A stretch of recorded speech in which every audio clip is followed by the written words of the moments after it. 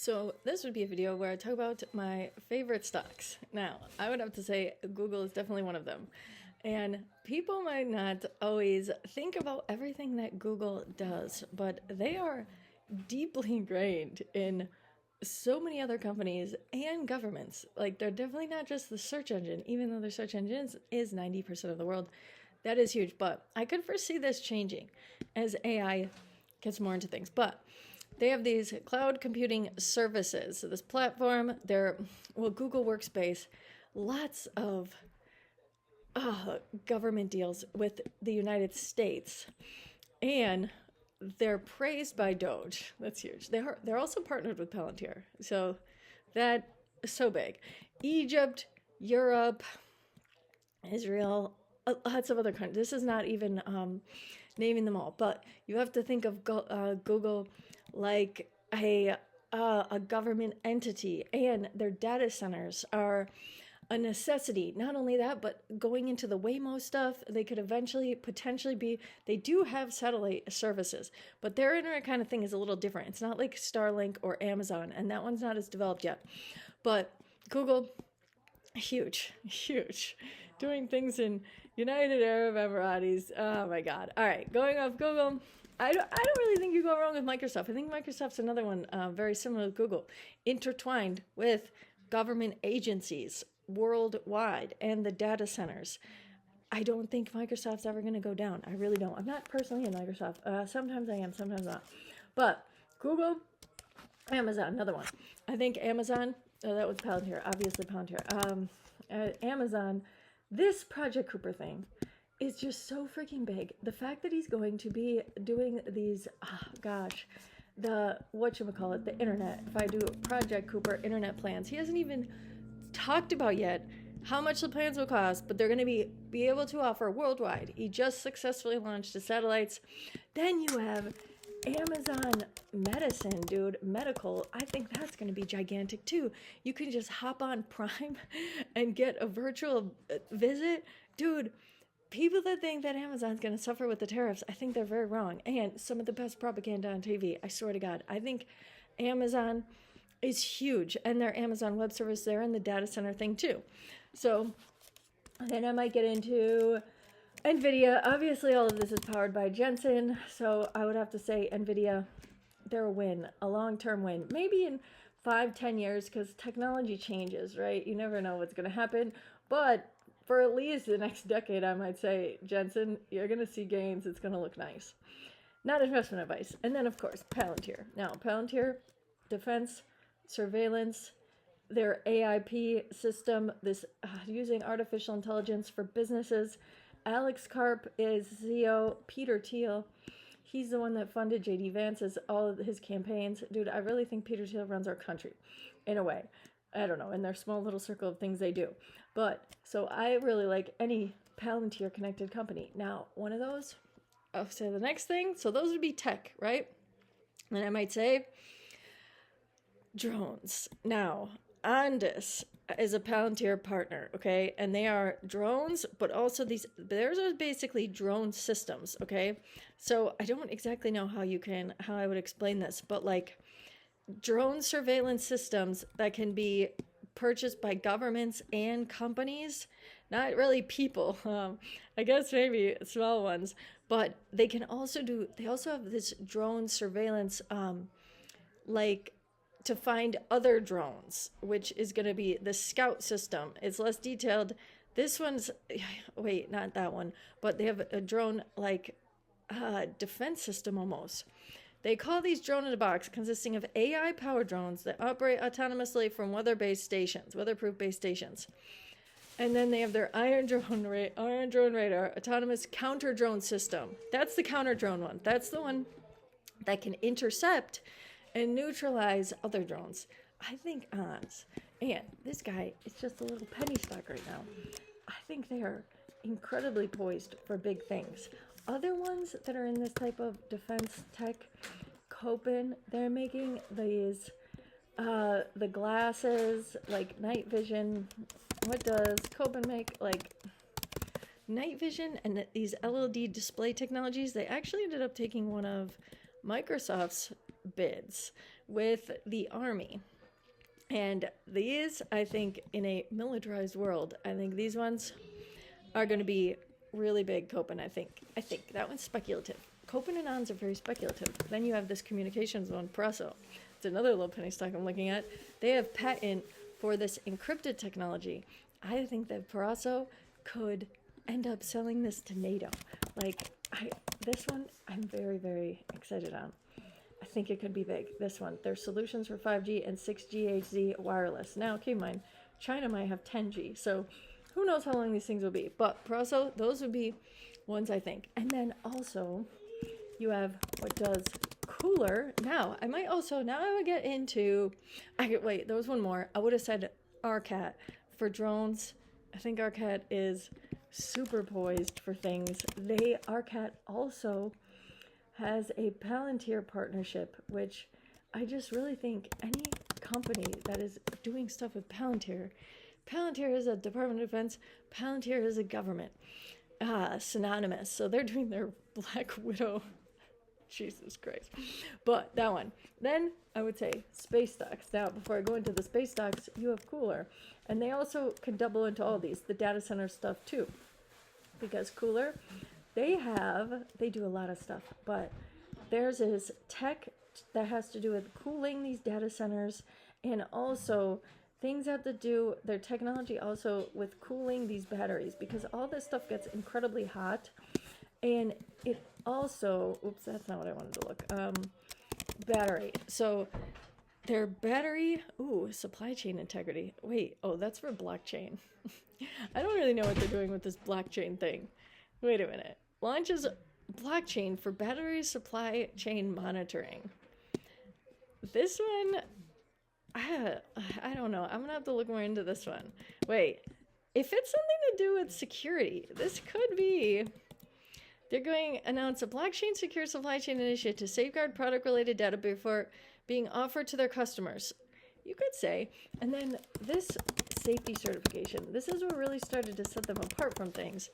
A couple months ago, in February, they got their AS9100 certification, Curl's ability proves thermal solutions. That's the data, thermal's like the hot stuff, that meet the demands of the aerospace and defense industry. So KULR, and they're also doing something with this Taiwan company, EDOM, I think, where they're working on the batteries. And here it is.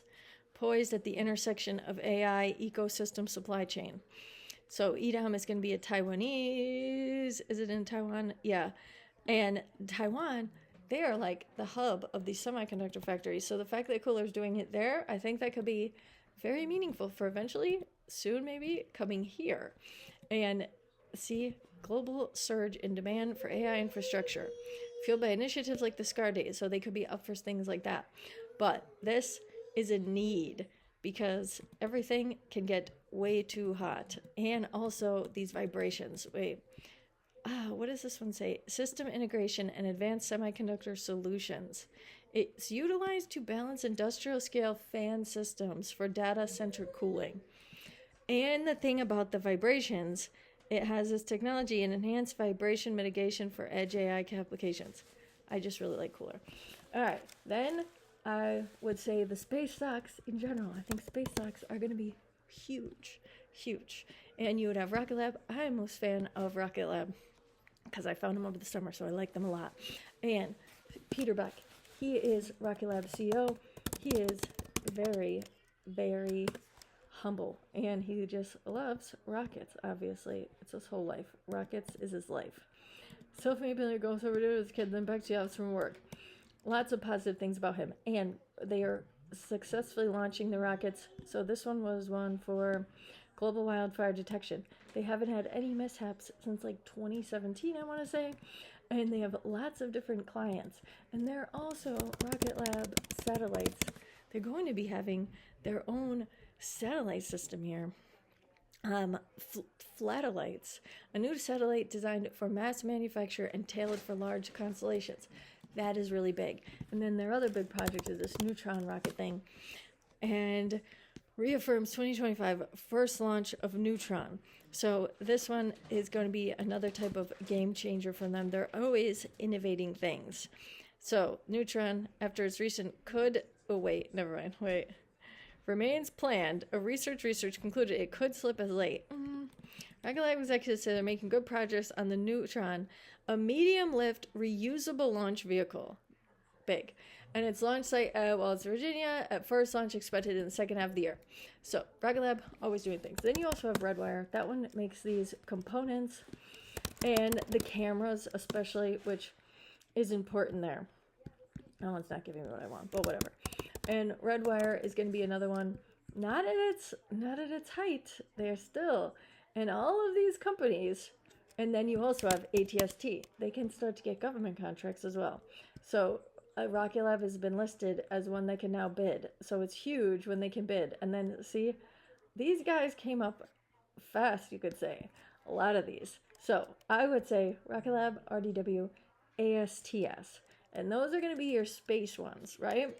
And then, of course, I'm going to say, I already talked about these ones a lot, but Archer, I think these Archer Aviation, that's your EVTOLs. I think the EVTOL is going to be a big business. And if I do Archer, they just had, they're up today a lot because they did their unveiling with United Airlines, which was very big. And they've had met more milestones. Also, they're doing the ones in United Arab Emirates, which money. Lots of money there. So when they launch, they're going to be commercializing their eVTOL air taxi service here. I think it's big. And then they also have military vehicles, so that is a whole nother thing. And then you got JOBY. I think they're good too. They have theirs with Delta, the partnerships with Delta, Virgin Airlines, another one in Europe. So JOBY, they're a little bit more behind. I feel like they don't have as much hype as Archer. Archer does good publicity. The guy on Accent stuff, Goldberg, or whatever his last name is, he does a good job, I think. JOBY, I don't really know who their CEO is, so. But that one I like. Also, HOVR. I think they could do something. They're a lot less, a lot cheaper, because they are not all the way, they're not as far as you have JOBY and Archer. But their prototype, people, New Horizon aircraft, people seem to like their prototype. They get a lot of good hype. So then once they start getting more investors, they're in Canada too. So if relations in America, people hate us so much, I think HOVR could do something. They're very speculative right now. And then autonomous trucking. I think autonomous trucking is going to be huge. And you got AORA. They already have their autonomous trucks. AORA, commercializing. Dude, people keep saying this is so far away. It is not that far away. AORA launches commercial self-driving truck service in Texas. I wish I got into AORA back when I got into JOBY and Archer. Fucking shit. Oh well. What can you do? Not them. See, they had a real dip there. That was good. But Aurora, and they're partnered with Uber Freight, which is how an Uber app that companies and truckers can use to pick up loads or find someone to carry their loads. Dude, this, and in Texas, does Texas allow autonomous trucks? Dude, I don't even think they give a fuck. I mean, they're just going to have these. This one's saying most U.S. states allow for driverless vehicles, including Texas, New Mexico, and Arizona. So this is big. And then the other one that's pricier now, but in the long run, and Aurora has their earnings next week, and I don't know, I'm always very hopeful on earnings, but the fact that they could basically tell everyone they're about to commercialize, that would be huge for their earnings, and it could shoot them. This one is going to be a SPAC merger for Kodiak AI. And when Kodiak, so this is also the autonomous trucking industry, I think this is another winner. And when they launch, they had announced something, a new thing that I think would be big. What was it? A massive investor shows strong confidence in Kodiak Robotics SPAC merger. Tesla's FSD deployment, Kodiak Robotics SPAC merger, and Rivian new deal. I think Kodiak SPAC merger is way more exciting than Tesla. I don't know when Tesla's going to have their stuff ready, but Ares, this one could become, Kodiak AI is expected to become in this summer, 2025. So those would be those industries. What other industries do I really like? I would have said the data center industry. Wolf, I think this for crypto. I think crypto is just going to get more and more. They're still in a low. And then Wolf's a little bit different because not only do they do crypto mining, but when crypto's down or there's not as much demand, which I think there will be, they do data center rental stuff. And then you also have APLD. I think that one could be good. And Jensen's in APLD. He is one of NVIDIA's an investor in this one. So they got their approval for this new one, the Elwood. They're gonna have a whole data center compound town or something. And then going off my data center stuff, what else would I say here? Wait. Oh, that's what I was gonna say. Speaking of, Serve Robotics. That used to be a Jensen investment too. And then as you could see, Jensen pulled out. So this is when Jensen went in. And then this is when Jensen went out. But they are back on their rise because, number one, I think they're a good company. They're a rolling robot company. And Serve Robotics, they got a big old investment from Uber. So I think, gosh, wait, this was Geode. Where's the one about Uber? There you go. Uber Technology invests $71 million in Serve Robotics because they have a partnership. And these are going to be what Serve robots look like.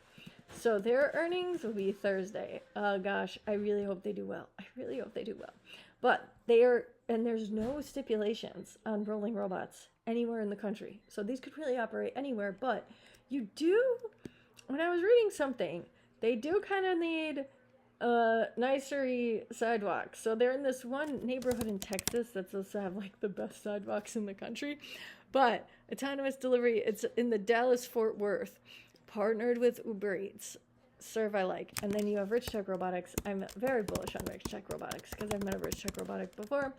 And they have their arm robots here like that. These ones, and they have their ghost kitchen in Walmart. So that could be big. And they're expanding their operation. They want to have a domestic factory, which Trump will love. And they do like exposes in other countries in Europe. So they are a very busy company. And their robot bartender arms, are making money at Rangers games in Las Vegas. I think it was like $30,000 a game. So I think these ones are another one that could definitely do some exciting things. And then, of course, all of this stuff has to be powered by energy. So I'm going to say uranium. And I could say UUU because that one's going to be a uranium / rare earth. And they're also starting a factory. Well, a processing facility. If you do UUU for one of their rare earths, they're trying to process it. The only, fully licensed and operational conventional uranium processing facility in America. Wait, there's another one. Here's what they're trying to do. They're trying to process their rare earth. They aim to establish the mill as a hub for domestic produced critical minerals. So that is another big thing that they're doing. I like them a lot. Other uranium mines, UEC. I like UEC.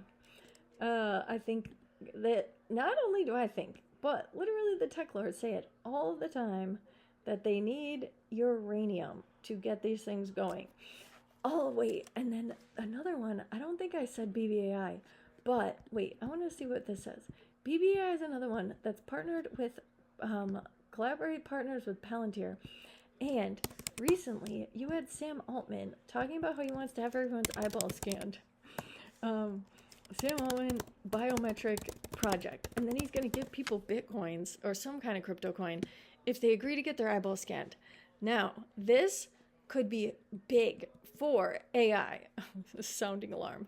Okay, if they're already, if you're sounding the alarm now, you already are fucking a decade too late, motherfuckers. So just fucking go with it. Because you would have BBAI, they do biometric screenings. Not technically eyeballs. Ugh, these stupid fraud cases. I don't think this is. Wait, I want this one. They're partnered with airports to do this internationally, so people kind of have to. And then this one's their onboarding solutions at international airports, and it's not just Denver. It's fully successful VeriScan biometric verification solution. So now, once this starts to take off, which Sam Altman really wants it to, because I guess you could also say you need it for other stuff like if you wanted to do stuff online and you have places, things where you have to prove you're a human, like online dating or something. So that is why it could be big. And then like taking payments, it can make your stuff more secure if you want to do it like that. So that one would be the BBAI. I'm very bullish on them, very, very much so.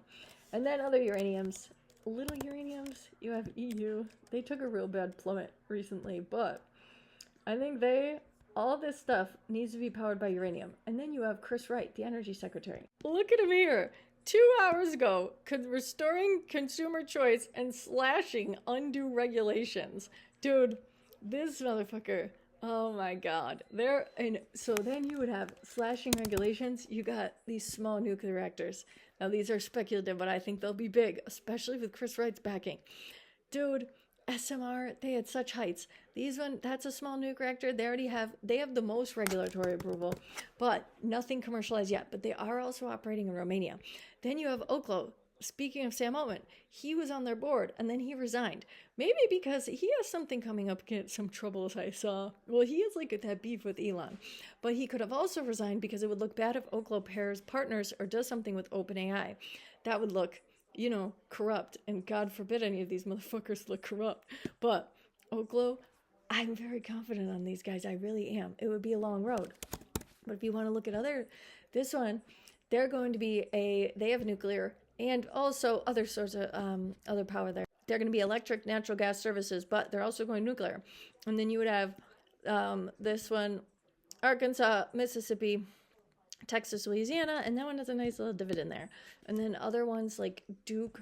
You have Duke, natural gas, energy related, that one nuclear, and I think that one's to Jeff Bezos. But I don't think you could go wrong long term with these nuclear. I think they could be like the next oil companies, to be honest. Wait, which is Duke? Which tech companies work with Duke? I want to know now. OpenAI. Oh, shit. I didn't even see that. That's crazy. Damn. Wait a minute. Duke Energy wants big tech buy clean. I thought one of them was Amazon. Oh, there it is. Google, Amazon. Man, oh man, all the big guys. So Duke, that's definitely a good one. And then I would have to say you have your rare earth stuff. OMEX, these are all new ones that I am very interested in. But I don't think that Ukraine deal is going to be... Trump still wants America to have their own domestic supplies. It's very important to him. I think it kind of is a good thing. I don't know. Also, you could think all of this stuff we need to do he wants a $1 trillion military budget. He wants to have that big giant parade for himself. He wants all this factory manufacturing to be here. Like, that's all going to be very expensive. And speaking of, you got NOC. That one's a copper one. If this one is approved, this is a big one. Big, big, big. It'll take a while to do this, to start getting the copper and the gold out. But they'll definitely need that, because then that one's not all the way set. And then you had MB. That's another one I'm following. I like these guys. I think this CO does a good job. And they're on a low because they are waiting for this Fast 41 project. They want the Elkwood. That's theirs. The Elk Creek. So they're going to be the Elk Creek project, which is not on here yet. But you can see all these projects. Plan. There's a lot of them here on that site. So MB, I think it's a good one. PPTT, people like this one. This is the antimony one. It's possible these can keep going up because it's a new dawn. It's a new day. And America's going to be a cesspool. So there could be a lot more mining stuff. And a lot of these companies have been held back by regulation, as Chris Wright, the energy secretary, says. So I'm telling you that a lot of these companies that maybe have been stagnant, like OMEX, NB, USAR's new. I almost feel like it was just created, like literally just for Trump. See, wait, they're down. 75 million pipe investment. I don't think that's a bad thing. That should have caused them to go down on Wednesday, because definitely they're obviously have a long to go. But these companies can also get DoD funding, and they're fast tracked. So USAR, I definitely think could be a good one. HL, that one has now had 3 mines open, were put on that fast plant. So these guys, their earnings plummeted them. I don't know why, because they have a lot of potential with silver, and you need silver for all these tech things as well. And then my last thing, I would say MBOT. That one, Well, MBOT and Humacyte, those are going to be my biotechs that I love. Nanobots, Liberty Nanobots are going to be approved soon. And then HUMA. You want to know what I know about HUMA? It just takes a long way, and their earnings are going to be next Friday. And I don't even know what they're going to say, but I hope they are making a lot of sales.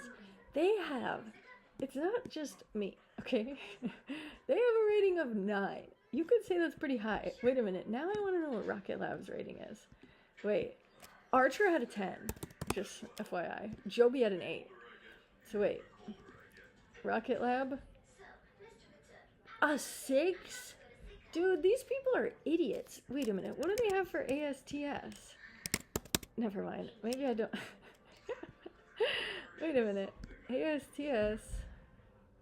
What did they give these guys? Oh, they don't even have like a real one on here, because I don't know why. That's stupid. They don't give them a rating per se. Whatever. But Humacyte, bioengineered veins. It's only a matter of time. Humacyte, they're Symvess. I really think once they start catching on, it takes a while for people to see. Bullish bets. They got a lot of lawsuits, and the asshole New York Times wrote that scathing. But this guy, he's just out to get them. Because also, Humacyte CEO is a woman. I don't think women CEOs get taken very well, but doesn't matter. All this lies, fucking lies. And of course people might have died because they were already exploded. Like, it's a vascular trauma thing to hold, to like this would be where you need like them to sew up your insides because you have these, and it would be these synthetic grafts, and synthetic grafts are not good. They don't take to your body. They cause all sorts of infections. So Humacyte is saving lives, revolutionary, and they're going to have other types of therapies with these bioengineered veins. They bioengineered human vessels. They are, and Laura's mom died of some type of kidney cancer or something, so it's like her life mission to get these going. So Humacyte, I really, really feel like one of these days the idiot analysis and me will be right, and Humacyte will be restored. This is what they were at when people were thinking their FDA stuff was going to get approved. And then just typical no appreciation for anything. Because then when they finally do get approved, it doesn't even go back up. But soon, they will. And they're going to have heart stuff for hearts. I think eventually Humacyte is going to make human organs. They already pretty much almost do. Sort of. Not really. But the veins. What's an organ? A bunch of veins, I think. So that one is my other big biotech bet. And I would say Iova too. I like Iova. I think they're going to do things. Also, they do those immunotherapies. People love that shit. And then the one other biotech I think could do things. Actually, there's one more. I think I'm kind of into these ones. These Oxygen. This one's for eyeballs. Because I always see stuff about how kids on their iPads, not my son, of course, but it burns out their eyeballs or something. So I'm hoping if I put enough money into this guy, Oxygen, when my son's eyeballs get burned out, I'll get him some Oxygen drops. He'll be good as new. But I think these guys could be something for sure. Also, Kennedy, he hates regular biotechs. So this one, it's going to be a bird flu antiviral. Because also, I think they're just going to let bird flu fucking go. Like, I don't really think I don't even know. And then you have AACT. This is another one that Kennedy likes. And Kennedy took away, he said he's just going to have his own thing to do these placebo vaccines. So you have Arcturus, and then you could have GOVX. GOVX lost their BARDA vaccine thing. So the BARDA thing was like, never mind, we're not going to give it to GOVX anymore. They terminated it. And then Kennedy, motherfucker, comes out and he says, I don't give a fuck. Fuck you guys. Placebo vaccine study. I think he's still going to give this to GOVX because clearly he liked them. And then there must have been some kind of, I don't know, if anyone knows, if Cheryl Hines wants to be my best friend, I would definitely be your best friend. And you could tell me everything that Kenny's doing. And it wouldn't be insider trading at all. But I really like that one too. And that would be 30 minutes of a lot of stacks.